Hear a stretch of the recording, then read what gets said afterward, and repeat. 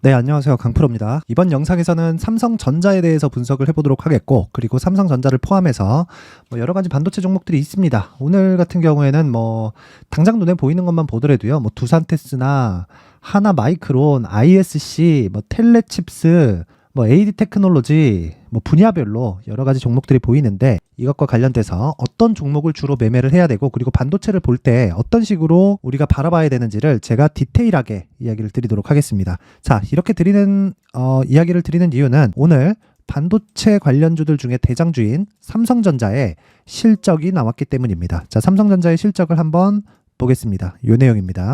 오늘 장 시작 전에 나왔고요. 삼성전자 3분기 2조 4천억 영업이익, 실적 반등 본격화 이렇게 나왔습니다. 근데 일단 첫 번째로 실적 반등이 본격화되어 있는 게 일단 오늘 반등은 나오지만 주가에 좋은 건 아니다. 즉 강세를 보일 수 있는 폭은 있습니다. 그런데 이 강세가 계속해서 장기간 유지될 수 있는 그런 환경이 갖춰진 건 아닙니다. 그런데 우리가 수익을 볼 수 있는 폭은 굉장히 많아요. 그 이유에 대해서 일단 이야기를 드릴게요. 쭉 보겠습니다.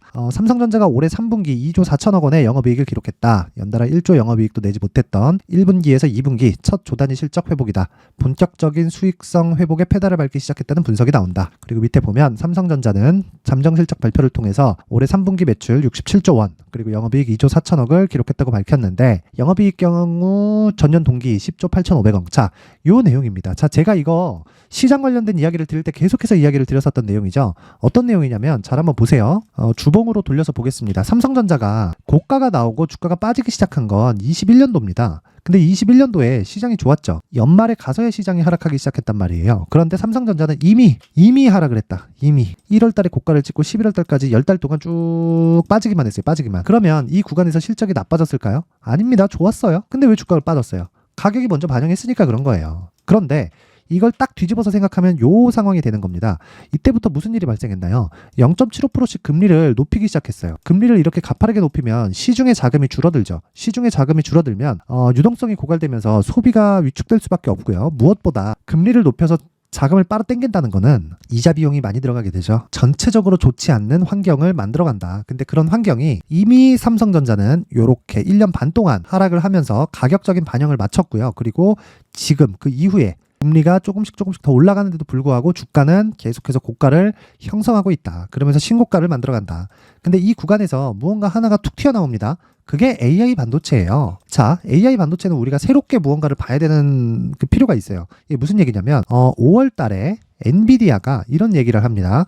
AI 반도체에 대한 수요가 쏟아지고 있다. AI 반도체는 GPU예요. GPU 중에 우리가 지금 다나와에 가서 찍어보면 알 수 있습니다. 4090을 이야기하는 겁니다. 4090. 여기에 하나가 더 들어가요. 서버 쪽으로 들어가는 거라. 그게 HBM이에요. HBM. HBM은 뭐냐? 고대역폭 메모리입니다. 즉 지금보다 처리 속도가 높은 메모리 반도체예요. 왜? GPU가 동작하기 위해서는 메모리 반도체가 필수적으로 들어가니까.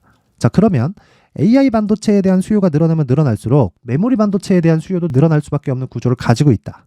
그렇죠? 근데 이 비메모리 측면에서는 지금 얘기하는 엔비디아의 4000번대 그 GPU하고 전 세대인 3000번대 GPU, 이 차이가 있습니다. 성능 차이는 그렇게 크지 않은데 4000번대 GPU는 밥을 3000번대보다 덜 먹고 속도가 더 빠르고요. 3000번대 GPU는 밥을 많이 먹고 속도가 4000번대랑 비등비등합니다. 근데 3000번대를 삼성 파운드리에서 맡아서 한 거예요. 그래서 4000번대는 TSMC로 다시 넘어갔습니다. 그럼 우리가 여기서 하나 생각해 봐야겠죠. 만약에요. 파운드리까지 삼성전자의 비율이 조금씩 늘어난다면 어떤 상황이 될까요? 메모리 반도체는 필수적으로 들어간다니까요. 그게 성장 동력이 되는 겁니다. 왜? 메모리 반도체는 사이클을 도니까. 사이클이 돌면 돌수록 이런 상황이 되는 거예요. 여기서 고가를 형성하고 주가가 쭉 빠져요. 왜 빠져요? 사이클이 다 찼으니까. 그쵸? 실적은 계속해서 나와. 근데 원래 맞춰진 실적이었어. 근데 그 맞춰진 실적을 가격을 먼저 반영시켰었던 겁니다. 그래서 주가가 빠진 거예요. 그러면 이게 쭉 빠져가지고 지금 왜 올라요? 2년을 지냈잖아요. 그럼 다시 새로운 사이클이 돌잖아요. 거기에다가 새로운 수요까지 들어갔다. 그게 AI 반도체입니다. 그래서 하이닉스가 지금 적자를 보고 있는 와중에도 고가를 높여가는 겁니다. 자, 삼성전자보다 하이닉스가 더 강합니다. 그리고 이런 초대형주들 말고 한미 반도체 어떻습니까? 올해 6배 올랐어요. 한미반도체 같은 종목이 6배 올랐다는 건 사실상 코스닥에 있는 종목이 10배, 20배 오른 것보다 금액적으로는 훨씬 더 클 수 있습니다. 수익을 내는 폭 자체가. 왜? 투입되는 금액이 많거든요. 그냥 그래 이 정도 빠졌으면 들어가서 물리자. 이런 물량도 있을 수 있거든요. 그래서 지금 삼성전자의 실적을 대비해서 우리가 대기를 하고 있어야 되는 건 언제 매수를 해야 될지예요. 삼성전자가 아니라 한미반도체, ISC, 두산테스나 이런 종목들을 이야기하는 거죠. 물론 아까 전에 이야기를 했었던 AD 테크놀로지 같은 건 파운드리 쪽하고 연결이 되어 있기 때문에 AI 반도체하고는 사실상 거리가 조금 있습니다. 자, 그래서 여기 실적에 대한 내용을 다시 한번 딱 한번 보면, 자 보세요. 쭉 이렇게 내려올게요. 그러면 여기까지는 예상치고요. 여기에는 이제 관련된 내용입니다. 자, 3분기 반도체 사업을 담당한 삼성전자 DS의 적자폭이 소폭 감소한 영향이 미친 것으로 평가된다. DS 같은 경우에는 이 디바이스 솔루션이죠. 우리가 쓰는 핸드폰에 대한 솔루션 사업을 이야기를 하는 겁니다. 그리고 DS 사업부는 상반기 9조 원에 달하는 적자를 냈다. 그리고 1분기 4조 5,800억, 그리고 2분기 4조 3,600억으로 총 8조 9,400억 원 규모의 영업손실이다. 업계에선 삼성전자가 3분기 반도체 사업에서 2에서 3조 원 규모의 분기 적자를 냈을 것으로 추정하고 있다. 즉, DS 사업부는 계속해서 적자를 보이고 있다. 자, 그리고 DS가 아니라 DX 사업부는 다른 사업부의 실적이 삼성전자 전체의 흑자 기조를 유지하는 데 영향을 미치고 있다는 분석이 나온다. 그리고 3분기 모바일을 담당하는 MX 모바일 경험 사업부는 플래그십 스마트폰 G5 출시 효과로 영업이익은 3조 2천억 원으로 전분기보다 5% 증가했다. 그쵸? 이쪽. 근데 이런 쪽은 그렇게 중요한 게 아닙니다. 그리고 가전 쪽도 사실 중요한 게 아니지만 나왔으니까 가전 및 TV 사업 영업이익은 6천억 원으로 전분기보다 13% 감소할 전망이다. 가전 쪽은 안 좋다는 이야기죠. 그리고 하반기 성수기 진입에 따라서 3분기 TV 판매량은 전분기보다 5% 늘었지만 생활가전 부분은 마케팅 비용 증가에 따라서 실적 감소가 다소 있을 것이라는 평가다. 근데 가전은 원래 성장 산업이 아니기 때문에 이쪽 가전 쪽에 대한 주가 영향은 미비합니다. 지금 전체적인 실적에 대한 부분을 이야기를 하다 보니까 조금 그런 문제가 있는 거예요. 그리고 삼성전자 디스플레이, 그렇죠? 삼성 디스플레이 사업부의 경우에도 3분기에도 실적 효자 역할을 했을 것이란 분석이다. 3분기 디스플레이는 영업이익 1조 6천억 원으로 전분기보다 92% 증가가 전망된다. 특히 하반기 신제품 갤럭시 G5 시리즈 출시에 따라서 OLED 판매량이 전분기보다 17% 증가했다. OLED 쪽은 계속해서 성장 중이다. 여기 보면 반도체는 적자예요. 근데 삼성전자가 9만 원을 회복하는 상황이 되려면 반도체가 돌아서야 됩니다. 근데 지금은 반도체는 9조 원에 달했다. 상반기에. 그리고 1분기는 4조 5,800억, 2분기는 대략 한 합쳐서 9조 원, 그리고 3분기에 2, 3조 원 규모의 분기 적자를 냈을 것으로 추정하고 있다. 그렇죠? 3분기에 1분기 그리고 2분기 이때를 봐야겠죠. 확정치를 보려면 9조 원입니다. 비교해 보겠습니다. 하이닉스랑. 잘 보세요. 1분기 3조 4천억, 2분기 2조 8천억. 삼성전자도 반도체 부문은 적자입니다. 언제 돌까요? 모르죠. 그거 몰라요. 이걸 낮추려고, 자, 적자를 보고 있는 걸 낮추기 위해서 감산을 하는 게 아니에요. 감산을 하면요, 적자폭이 오히려 더 늘어날 수 있습니다. 왜 그러냐면 감산을 했는데 수요가 더 떨어져 버리면 생산 단가가 높아지거든요. 그러면 어쩔 수 없이 적자폭이 더 늘어날 수 있어요. 어쨌든 제가 이야기를 드리고 싶은 건 계속해서 반도체 쪽에 적자를 보고 있는 한 주가가 계속해서 강한 환경이 갖춰질 겁니다. 왜 그러냐면 실적에 대한 전환점이 없잖아요. 그러면 주가는 빠집니다. 근데 지금은 실적에 대한 전환점이 하방에서 없죠. 하방에서 없다는 건 무슨 이야기냐면 아직까지 턴어라운드의 회복 가능성이 있다는 거고 가격이 먼저 반영을 해 간다는 겁니다. 그리고 턴어라운드가 되면 그게 뭐 한 분기, 두 분기 이렇게 끝나는 게 아니에요. 이렇게 끝나는 게 아니에요. 그렇게 끝나는 게 아니기 때문에 우리가 생각해야 될 건 이제부터 시작이다. 하지만 그때 가서 주가가 어느 정도까지 돌아 있을지를 생각하자. 단 제가 삼성전자 하이닉스를 매매하는 게 아니라 그랬죠. 그러면 뭘 해야 됩니까? 한미 반도체, ISC, 두산테스나 뭐 이런 종목을 매매를 해야 됩니다. 그 중형주급을. 그러면 한미 반도체의 실적은 어떨까요? 보세요. 분기 실적 봅니다. 1분기 개판이고요. 2분기 조금 회복, 3분기 그냥 전향. 이렇게 그렇게 눈에 띄는 회복세는 보이지 않고 있습니다. 그리고 3분기에 대한 예상치도 그렇게 뭐 회복에 대한 움직임은 보이지 않고 있어요. 근데 주가는 이미 6배 올랐다. 그래서 여기서 가격 전략이 필요한 거예요. 어떤 거에? 삼성전자를 기준해서. 자, 그러면 답 나왔죠. 지금 실적 관련해서는 이제 턴어라운드가 가시화된 것 같지만 반도체 관련된 내용은 아니다. 그래서 주가가 더 간다. 그런데 아직 실적을 동반해서 움직이는 시세의 끝물이 아니기 때문에 웬만하면 여유를 두고 매수를 하는 거를 추천합니다. 막 단기적으로 들어가서 뭐 빨리 빼고 나와야지 이런 생각보다는요. 기간 조정을 받을 수 있다. 근데 그 기간 조정에 우리가 수익 금액을 높일 수 있는 전략을 짜자. 그러기 위해서는 내가 얼마에 사는지 가격이 중요하고요. 그리고 보유 전략, 이 두 가지가 정말 중요합니다. 그리고 제가 시장 관련해서도 이야기를 계속 드렸는데 삼성전자가 제가 6만 원 중반 이하로는 떨어졌을 때 정말 큰 기회가 온다고 이야기를 드렸고, 혹시라도 7만 원 구간에서 매수하더라도 주식시장에 주식시장으로 인한 종목에 대한 변동폭이나 이런 게 그렇게 크지 않다고 이야기를 드렸습니다. 그래서 매수해도 된다고 이야기를 드렸는데 충분히 그런 상황이 나오고 있고요. 무엇보다 중요한 건 지금 상황에서 필수적으로 체크를 해야 되는 환율 그리고 채권 그 시장의 움직임이 최고치로 달아 있는 상황입니다.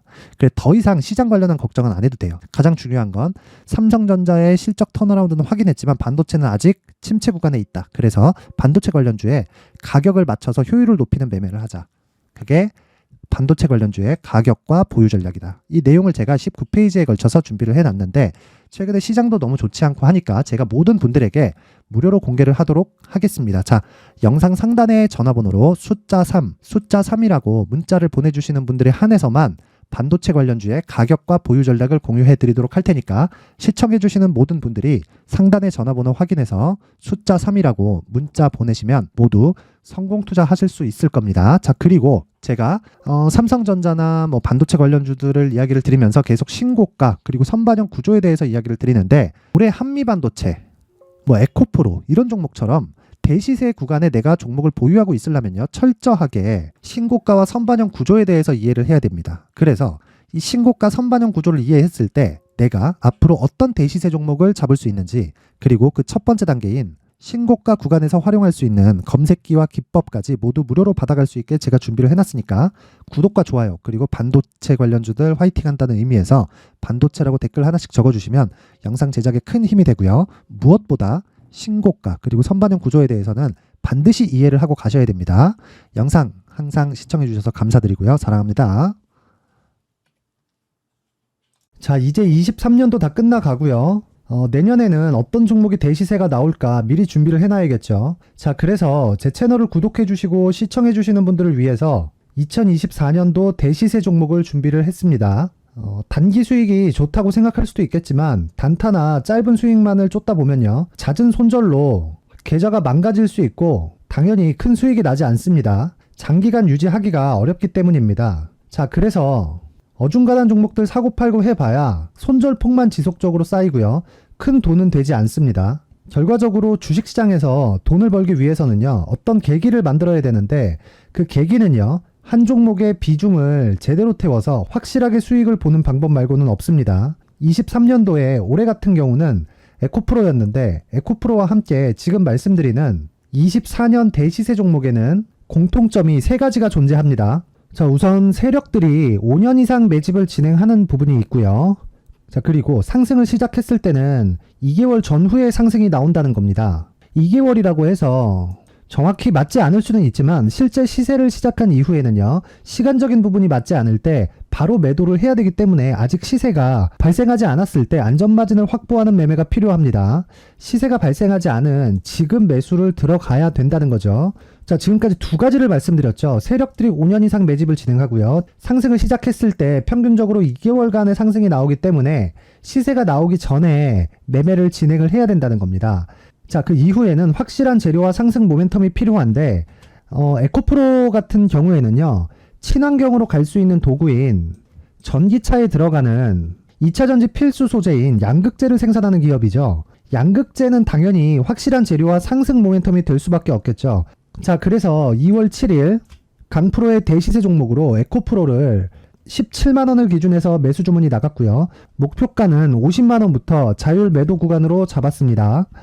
예상 수익 범위가 200% 이상으로 되어 있죠. 예상 수익 범위의 기준은 신고가를 달성한 이후에, 자, 여기 추가적으로 나올 수 있는 시세의 평균치가 200% 이상이기 때문에 그렇습니다.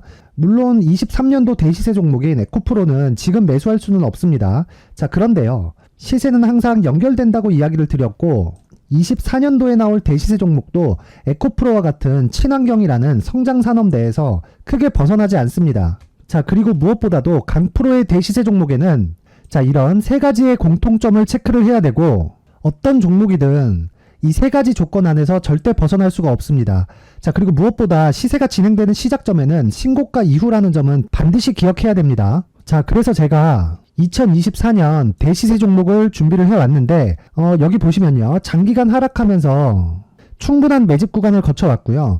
물론 하락폭이 크다는 건 앞으로 나쁠 부분을 먼저 선반영한 거기 때문에 기본적으로 우량한 재무 상태를 갖춘 종목이어야 됩니다.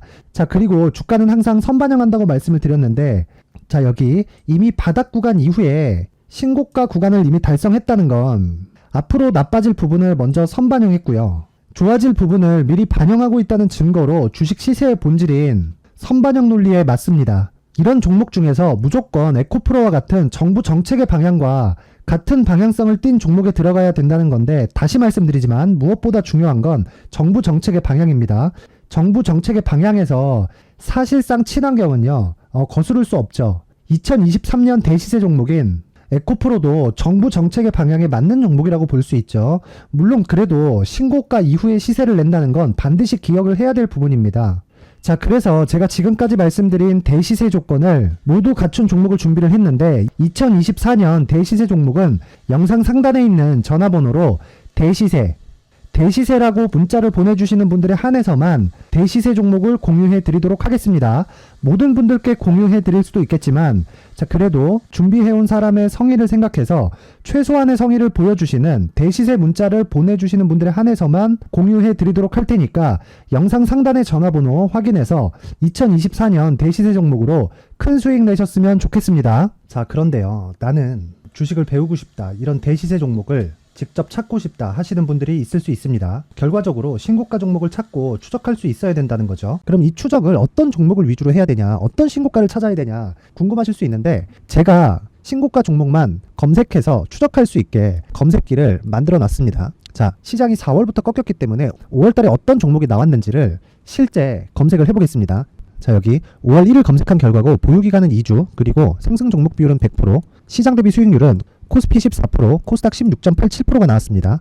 검색기에 포착돼서 추적해야 되는 종목은 유니온 머터리얼이고 기간 내 최고 수익률은 57%가 나왔습니다. 그리고 보유기간으로 잡았었던 2주 동안의 수익률은 13%가 나왔습니다. 상세한 내용이 나오죠. 여기서 중요하게 보셔야 될 건 상승 종목 비율도 아니고 몇 종목이 나왔는지도 아닙니다. 우리는 신고가 종목을 매매를 해야 된다는 것이고요. 그리고 신고가 이후에 발생하는 시세 이파를 반드시 공략을 해야 된다는 겁니다. 그리고 무엇보다 중요한 건 시장 대비 수익률이 더 높아야 된다는 거죠. 자, 시장 대비 수익률이 만약에 떨어진다면, 또는 시장 대비 수익률만큼만 강세를 보인다면 무슨 일이 발생하느냐? 시장이 하락할 때는요, 상승 종목을 찾지 못하는 겁니다. 그래서 신고가 종목을 매매를 해야 된다는 거고, 그 결과로 5월 1일 날 수익이 유니온 머터리얼 기간 내 최고 수익률이 57%가 나온 거죠. 그 다음 5월 8일 날입니다. 5월 8일 보이시죠? 보유기간 2주 찍혀 있고 상승 종목 비율은 71%인데 이건 그렇게 중요한 게 아닙니다. 더 중요한 건 코스피 대비해서 9%, 그리고 코스닥 대비해서는 10%입니다. 이렇게 높게 잡힌 건요, 코스닥이 하락했다는 거고, 코스닥이 하락했을 때는 에코프로가 포함되어 있기 때문입니다. 그리고 강세를 보인 종목들을 보면요, 아진산업 시세 1파를 형성한 이후에 2파 시세가 크게 발생을 했고요. 그 다음 루닛은 시세 1파를 형성한 이후에 2파 시세가 크게 발생했고 강세를 보이는 종목입니다. 그리고 뭐 대원강업도 당연히 보이시죠? 여기 시세 1파 형성하고 2파 시세가 그대로 나옵니다. 의미하는 바는 단 하나입니다. 신고가를 만들어내는 건 돈이기 때문이에요. 우리가 주식 투자를 하면서 믿어야 될 건 돈 말고는 없습니다. 반드시 기억하셔야 돼요. 그리고 5월 15일 날에는 시장 대비 수익률과 거의 비슷합니다. 무슨 일이 벌어졌을까요? 에코프로가 반등이 나온 겁니다. 근데 에코프로 같은 경우엔 신고가 종목이긴 하지만 너무 크게 올랐죠. 너무 많이 오른 종목이 지속적으로 포착이 된다면 헷갈릴 수밖에 없어요. 그런 부분을 다 제외했다고 보시면 되고요. 그럼에도 제너셈, JVM, 한국조선해양, 그리고 휴메딕스, 최근에 바이오나 미용 의료기기 쪽이 굉장히 강세를 보이고 있습니다. 클래시스도 보이는데, 클래시스도 지금까지도 강세를 보이는 종목이고, 인성정보는 최근에 초강세를 보이고 있죠. 그 다음은 5월 22일입니다. 자, 여기도 마찬가지입니다. 시장 대비 수익률이 3%대로 높아요. 그리고 실리콘2 화장품이죠. 한국전자금융은 제가 이번 주에 매수한 종목입니다. 그리고 두올도 강세를 보였죠. 23%. 그리고 인성정보 전주에 포착이 돼서 지속적으로 추적했다면 인성정보를 매수를 해야겠죠. 당연히. 그리고 에코바이오 17%. 그리고 잉글 우드랩, 이 부분은 제가 다른 영상에서 지속적으로 강조를 한 종목입니다. 여기서는 모멘텀에 대한 이야기가 나오는데 최근에 강세를 보이는 화장품 종목은 조건이 단 하나입니다. 미국향 매출이 발생하는지에 대한 여부예요. 잉글 우드랩과 코스메카 코리아 같은 종목이죠. 잉글 우드랩은 코스메카 코리아의 자회사입니다. 이런 부분이 파악이 되어 있어야 시장에서 고가에 물릴 일이 없는 겁니다. 자, 그리고 다음 29일 상승 종목 비율이 88%인데 기간이 아직 안 돼서 기간 초과가 떴습니다. 하지만 기간이 되지 않았는데도 불구하고 하나 마이크론 보이죠? 방금 전에 말씀드렸던 코스메카 코리아 여기 보이죠? 벤티움, 치과 쪽 최근에 강세를 보이고 있죠. 조선주 방금 전에 말씀드렸다시피 당연히 강세를 보이고 있고 그 밑에 삼성중공업이 보이고 선진 뷰티 사이언스, 의료기기, 미용 쪽이죠. 이런 부분을 모두 다 검색을 할 수 있는 겁니다. 자, 여기서 검색기 이외에 어떤 식으로 장중에 활용해야 되는지는 제가 6강에 걸친 강의 영상을 만들어 놨고요. 자, 지금은 비공개 처리를 해놨지만 구독자 인증만으로 영상을 확인할 수 있게 링크를 보내드립니다. 구독자 인증은 당연히 무료고요. 구독자 인증 방법은 영상 상단에 전화번호로 문자 3이라고만 보내면 제가 구독자 인증을 해드리고요. 구독자 인증이 되면 말씀드렸던 영상을 볼 수 있는 링크와 검색기에 대한 로직을 함께 보내드립니다. 자, 그런데 정말 중요한 건 시장에서 강세를 보일 수 있는 종목 모두는요. 신고가 달성 이후라는 겁니다. 신고가에 대한 이해가 없다면 단타나 장타 모두 쓸데없이 보유기간을 보낼 수밖에 없습니다. 제가 무료 배포할 때 모두 받아가셔서 큰 수익을 내셨으면 좋겠습니다. 꼭 기억하세요. 신고가 말고는 주식 투자에서 빠르고 안전하게 수익을 낼 수 있는 방법은 절대 없고요. 신고가가 강하다고만 알고 있다고 해서 수익이 절대 나지 않습니다.